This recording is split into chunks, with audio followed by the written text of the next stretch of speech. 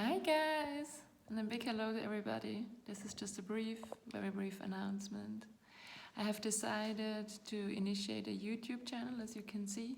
It's called The Path That I Have Walked, Share the Path That I Have Walked. Yes, that's exactly why it's very important for me on this channel that we share and exchange from our own experiences without being absolutely detailed about what we've experienced. So it is going to be foremost from me, the content that I'm sharing about difficult daughter-mother relationships.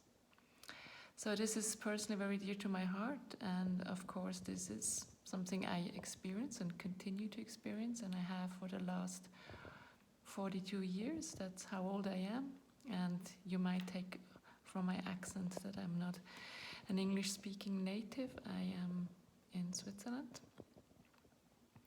So pardon me if my English isn't quite as fluent as you might be used to otherwise.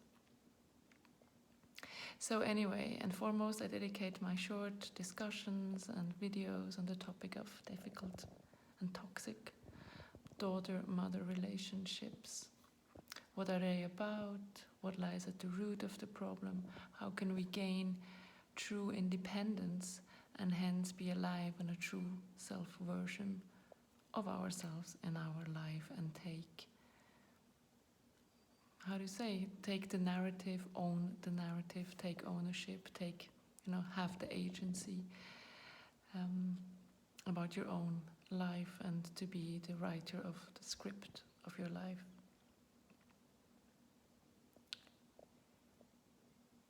So I guess that the entirety of our relationships, and how we are able to shape them is already shaped by this first primal relationship that we have to our mothers as daughters. And how they will affect our children, our marriages, our work relationships, any kind of relationship, to our neighbors, of course, to ourselves, very important. What relationship do we hone in and are able to have to ourselves? That's very important, not to forget that indeed. So why did I pick this one? To be sincere, more often than not, our own daughter-mother bond and relationship holds the potential to be rather burdensome to us and also of great complexity. Whether we are in the position of being the daughter or the mother, of course, I am just the daughter, or of course both simultaneously. You might be both in your life simultaneously at some point.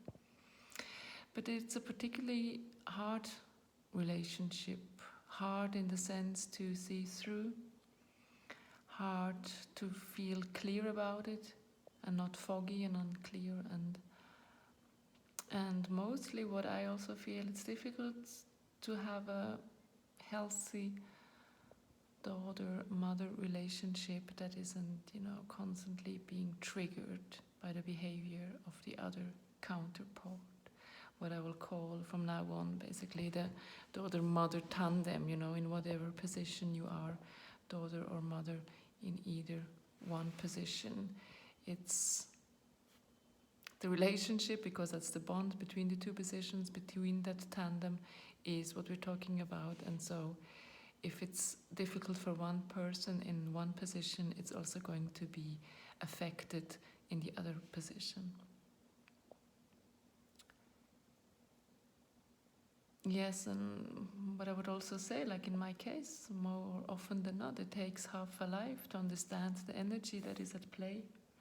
As I mentioned just before, it's very difficult but very crucial, of course, for our own development and health to find out and to explore what is operating at the root level of this particular relationship, behind the scenes, so to speak. I know it personally took me a long time to figure out just some of the major aspects. I guess this is quite common due to the fact that the insights, of family systems, which of course is a whole area of psychology in itself, that whole insight of our own family isn't readily to our avail. And why? What is also hindering us to see more clearly in that particular relationship? I think because we are at the center of it all, you know. We are so involved that we hardly get a chance to see what is taking place and to discern the forces which are at play. Family systems have an immense magnetic pull and are one of the most archaic, and even, let's say, from an evolutionary point of view, biological point of view also, really gene engraved forces that make us behave in ways and act as if we are, in some extreme moments, let's say, puppets on string, you know, far away from our own free will, unable to exert, let's say. Yeah, that's more likely it. We always have our own free will, but the question is, are we able at any moment to exert it? Or let's say we often experience a limited amount of free will that we can successfully express in our daughter-mother relationship. That probably hits the nail on the head a little bit better. And perhaps, you know, the analogy of a theater play works quite fine for us. We are not comfortably sitting in the audience, you know, eating on a package of crisps. No, we are center stage lights flashing at us, into our eyes, gorging down at us. We are feeling hot. Perhaps we are simultaneously confined in a silly costume and uncomfortable, laden with makeup and unable to make out who is sitting at the audience because we just have the lights flashing at us. And how else can we describe that situation? We're so center stage in this relationship that in this role, which, let's say, we have freely accepted to take on a role in that play,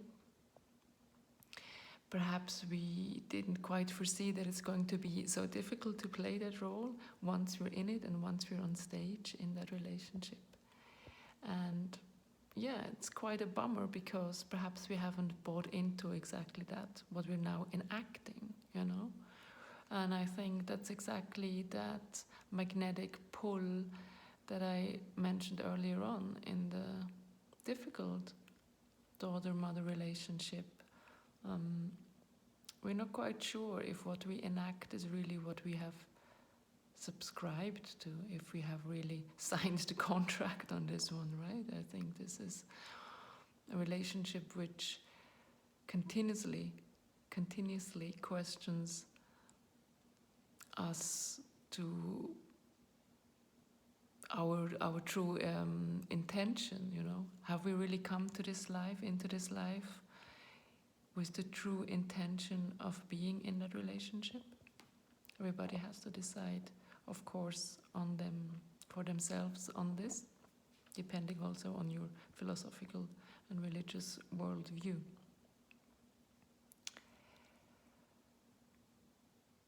But in order to alleviate some of the strong force, the issues of a difficult daughter-mother relationship have to be addressed at root level. I think this is clear in order to be of any effect. Otherwise, we will simply fall short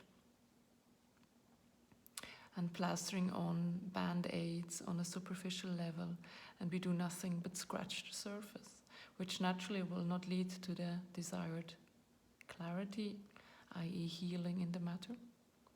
And in other words, to stick to the earlier analogy, change the script from our role from scratch. That is what we're here to do. What's more, usually we gain the so sought after deeper knowledge and understanding through some bitter and painful lessons that took or taking place at the moment in the relationship with our mother, i.e. daughters. One that literally forced us to take a step back and analyze and so forth. Otherwise, we wouldn't be here at the moment. And we have to have a good heart-to-heart chat with ourselves, and mostly with that sore and ever so hurt inner child. So in the above analogy with the theater and the play, take on a bit more the stance of the audience than being the main character for once. I think that is always one of the first and really leading up to healing process, getting that started, if you get enough distance between you and your emotions and what triggers the emotions.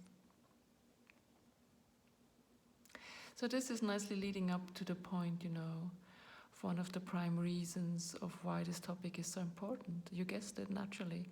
It's for a number of things, but firstly, let me point out that being in a, excuse my language, screwed up daughter-mother relationship will have a large impact on all of our relationships and decide if they are healthy or well, veering towards the toxic and leading to a number of codependencies and some other similar disbalances.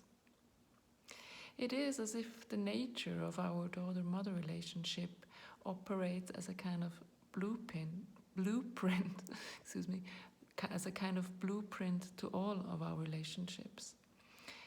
If this one shows the hallmark of pain and hurt, power struggle, and toxic behavior patterns, all of the following bonds we will try to establish in our lives will have the same inherent traits, which then the obstacles that are then being laid as a foundation will have to be overcome subsequently. Even if we are super aware, when we think that we will play a different role and pay extra attention this time around, that we perhaps have an intimate relationship with somebody and we will avoid making the same mistakes and so forth. Fact remains, we cannot decide logically on how other people behave towards us. So as a consequence of this all, we have to change ourselves inwardly. And the change has to take place within. Makes sense, right? Yes, even if this means that it's a lot of work, but on the bright side, at least it entails that the very necessary act of self-empowerment is also going to be expressed through this act. Okay, so far we have established that there are a few things needed that will help us going forward in this journey. If A, we wish to understand the complexity of our daughter-mother relationship, and B, if we long to change some of the dynamics of this relationship. And even if we wish to cut ourselves off and place a distance, emotionally or geographically, between us and our tandem partner, i.e. mother or daughter, the inner work still has to be done.